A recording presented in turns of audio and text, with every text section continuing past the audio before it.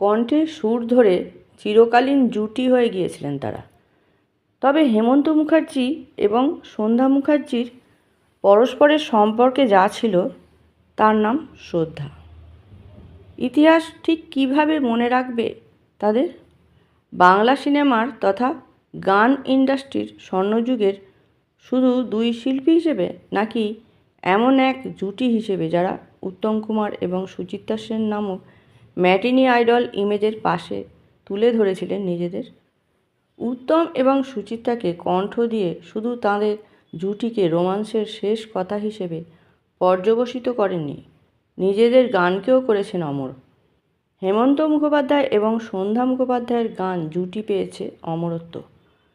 Bangla cinema তথা basic গান নিয়ে আলোচনা করতে গেলে হেমন্ত মুখার্জি এবং সন্ধ্যা মুখার্জি যে আলাদা অধ্যায় দাবি করবেন এ আর বলার অপেক্ষা রাখে না। তবে এও ঠিক, কোনো জুটি প্রবলভাবে জনপ্রিয়তা লাভ করলে তাদের ব্যক্তিগত সম্পর্ক এবং গানের গল্পও জনমানসে কৌতূহলের বস্তু হয়ে ওঠে। হেমন্ত সন্ধ্যাও তার ব্যতিক্রম নয়। কিন্তু বাইরে বেশ কিছু গল্প রটলেও এটা অস্বীকার করা যায় না, তাঁদের দুজনের সম্পর্ক দাদা বোনের চেয়ে বেশি কিছুই ছিল না। এবং একজন দাদা যেমন নিজের বোনের কৃতিত্বে গর্বিত হন, হেমন্ত মুখার্জিও তাই ছিলেন। না হলে ভাবুন তো, ৮-এর দশকের মাঝামাঝি সময় ওরকম একটা অদ্ভুত ঘটনা ঘটে। কাকদ্বীপে শো করতে গিয়েছিলেন হেমন্ত মুখোপাধ্যায়, মানবেন্দ্র মুখোপাধ্যায় এবং সন্ধ্যা মুখোপাধ্যায়। সন্ধ্যা এমনিতে তেমন লাইভ শো করতেন না, ফলে সেই অনুষ্ঠানে এমন ভিড় হয় যে হেমন্ত মুখোপাধ্যায় সগর্বে ঘোষণা করেছিলেন, এই ভিড় আমাদের কারো নয়, শুধু সন্ধ্যাকে দেখার জন্য হয়েছে। পারিশ্রমিকও সেই কথাটাই প্রমাণ করেছিল। যেখানে ওই অনুষ্ঠানের জন্য হেমন্ত মুখোপাধ্যায় পেয়েছিলেন 20,000 টাকা, মানবেন্দ্র মুখোপাধ্যায় পেয়েছিলেন 15,000 টাকা, সেখানে সন্ধ্যা মুখোপাধ্যায়ের পারিশ্রমিক ছিল 2.5 লক্ষ টাকা। এমনি সময় হলে হয়তো শিল্পীদের মধ্যে ইগোর লড়াই শুরু হয়ে যেত, কিন্তু ওই শিল্পীরা তো সেসবের ঊর্ধ্বে ছিলেন। তাই হেমন্ত প্রাণ ভরে আশীর্বাদ করেছিলেন সন্ধ্যাকে। সন্ধ্যাও তাই সারা জীবন শ্রদ্ধা করে এসেছেন নিজের হেমন্তদাকে।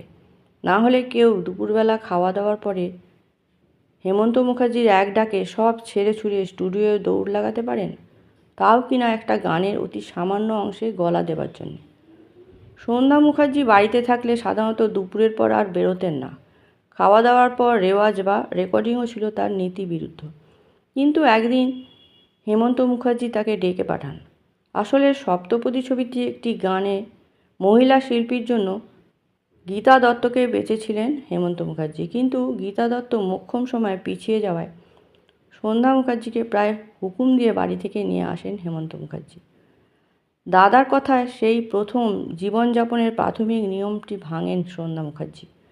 রিহার্সালের পরে ওইটুকু সময়ের মধ্যে শেষ করেন রেকর্ডিং। তৈরি হয় পথ শেষ না হওয়ার ইতিহাস। আসলে হেমন্ত মুখোপাধ্যায় এবং সন্ধ্যা মুখোপাধ্যায় বোধহয় জানতেন গানের সুরমাধুর্যে তাদের পথ কখনো শেষ হবে না। নয়তো এত কনফিডেন্সের সঙ্গে বলতে পারেন, বাংলা ছবির নায়ক নায়িকার চূড়ান্ত মিল সাধারণত হয় একেবারে শেষ ভাগে। তার আগের প্রণয় পর্বের অনেকটাই বলা হয় গানের মাধ্যমে, ফলে জরুরি ও অবিচ্ছেদ্য হয় সেই গান। যদিও উত্তম কুমার এবং হেমন্ত মুখার্জির কেমিস্ট্রি নিয়ে কথাটি বলেছিলেন সন্ধ্যা মুখার্জি, কিন্তু এটাও বুঝিয়ে দিয়েছিলেন সুচিত্রার উত্থানে তার অবদানও কম নয়।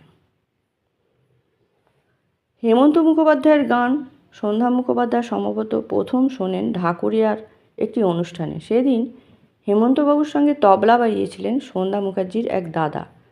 সেখান থেকে আলাপ, গানের সূত্রে বেঁধে যাওয়া। এরপরে 1949 সালে স্বামী ছবিতে হেমন্ত মুখোপাধ্যায়ের সুরে প্রথম গান করেন সন্ধ্যা মুখার্জি। ওরে ঝরা বকুলের দল ছিল গানটার নাম।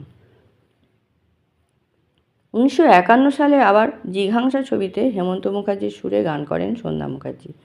আমি আধার আমি ছায়া তৈরি হয় এক যোগসূত্রে, এবং বলা বাহুল্য সেই সূত্র এগোতে থাকে আরব সাগরের পাড় ধরেও। 1951 সালে শচীন দেব বর্মনের সুরে সাজা ছবিতে হেমন্ত সন্ধ্যা জুটি প্রথম প্লেব্যাক করেন হিন্দিতে। গানের সন্ধ্যা জুটি প্রথম প্লেব্যাক করেন হিন্দিতে। গানের নাম ছিল আ গুপচুপ গুপচুপ পেয়ার করে। ভাবতে পারেন বঙ্গে তখনও এই জুটির ম্যাজিক শুরু হয়নি। তারপর কলকাতা ফেরার পর তো আসে অগ্নিপরীক্ষা, চাওয়া পাওয়া সহ আরও সব অসংখ্য ছবি, যেখানে হেমন্ত সন্ধ্যা নিজেদের উজাড় করে দেন। হেমন্ত মুখার্জি একবার বলেছিলেন, সন্ধ্যা মুখোপাধ্যায় নিঃসন্দেহে একজন ভালো গায়িকা, তবে ওর আর একটা পরিচয় হলো একজন সুন্দর চরিত্রের মেয়ে। হেমন্ত মুখার্জির মুখ থেকে বাক্যটা বোধহয় অন্যান্য শিল্পীদের প্রতি সন্ধ্যার সম্মান দেখে বেরিয়েছিল। 1955 সালে হেমন্ত মুখোপাধ্যায় একদিন সন্ধ্যাকে ডেকে বলেন, সূর্যমুখী নামের একটি ছবি হচ্ছে, আমি মিউজিক করছি, আমার সুরে গাইবি?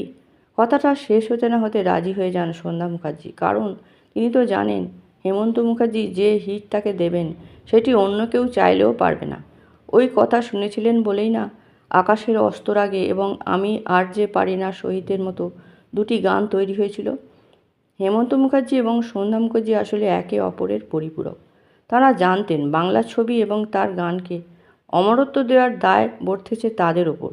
এখানে সাংগীতিকভাবে একে অপরের কাছে নিজেদের সমর্পণ করে দেওয়া ছাড়া আর কোনো উপায় নেই।